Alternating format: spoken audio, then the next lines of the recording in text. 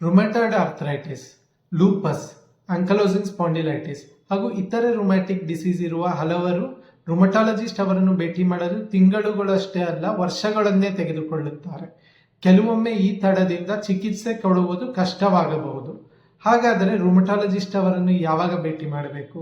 ನಿಮಗೆ ಕೀಲು ನೋವಿನ ಜೊತೆಗೆ ಊತ ಇದ್ದು ಅದು ಕೆಲವು ವಾರಗಳಿಗಿಂತ ಹೆಚ್ಚು ಕಾಲ ಮುಂದುವರಿದರೆ ಅಥವಾ ಬೆಳಗ್ಗೆ ಎದ್ದ ನಂತರ 30 ನಿಮಿಷಗಳಿಗಿಂತ ಹೆಚ್ಚು ಸಮಯ ಕೀಲುಗಳಲ್ಲಿ ಸ್ಟಿಫ್ನೆಸ್ ಅಥವಾ ಬಿಗಿತವಿದ್ದರೆ ಅದನ್ನು ನಿರ್ಲಕ್ಷಿಸಬಾರದು.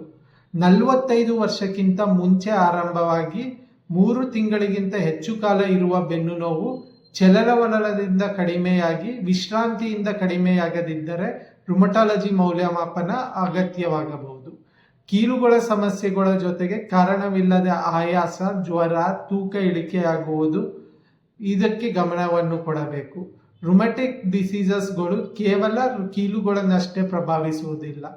ಪದೇ ಪದೇ ಬಾಯಿಯಲ್ಲಿ ಹುಣ್ಣು ಆಗುವುದು, ಕಣ್ಣು ಅಥವಾ ಬಾಯಿ ಒಣಗುವುದು, ಚರ್ಮದ ಮೇಲೆ ರ್ಯಾಶ್ ಕಾಣಿಸಿಕೊಳ್ಳುವುದು ಅಥವಾ ಚಳಿಯಲ್ಲಿ ಬೆರಳುಗಳು ಬಿಳಿ ಅಥವಾ ನೀಲಿ ಬಣ್ಣಕ್ಕೆ ತಿರುಗುವುದು ಆಟೋಇಮ್ಯೂನ್ ಡಿಸೀಸ್ನ ಲಕ್ಷಣಗಳಾಗಿರಬಹುದು.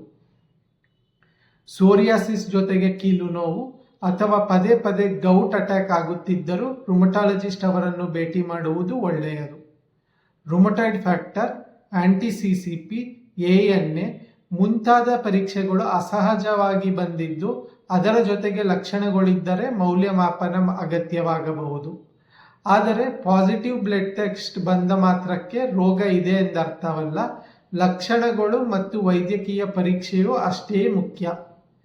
ಹೀಗಾಗಿ ನಿಮಗೆ ನಿರಂತರ ಕೀಲು ಸಮಸ್ಯೆಗಳು, ವಿಶೇಷ ರೀತಿಯ ಬೆನ್ನು ನೋವು, ಪದೇ ಪದೇ ಗೌಟ್ ಅಟ್ಯಾಕ್ ಅಥವಾ ಆಟೋಇಮ್ಯೂನ್ ಡಿಸೀಸ್ಗಳನ್ನು ಸೂಚಿಸುವ ಲಕ್ಷಣಗಳಿದ್ದರೆ ಅದನ್ನು ನಿರ್ಲಕ್ಷಿಸಬೇಡಿ.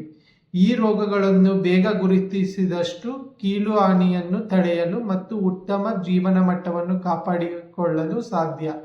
ನಾನು doctor Nikhil C, clinical immunology ಮತ್ತು ರುಮಟಾಲಜಿ ತಜ್ಞ, ಬೆಂಗಳೂರು. ಇಂತಹ ಇನ್ನಷ್ಟು ಸರಳ ಮತ್ತು ವಿಶ್ವಾಸಾರ್ಹ ರುಮಟಾಲಜಿ ಮಾಹಿತಿಗಾಗಿ ಫಾಲೋ ಮಾಡಿ.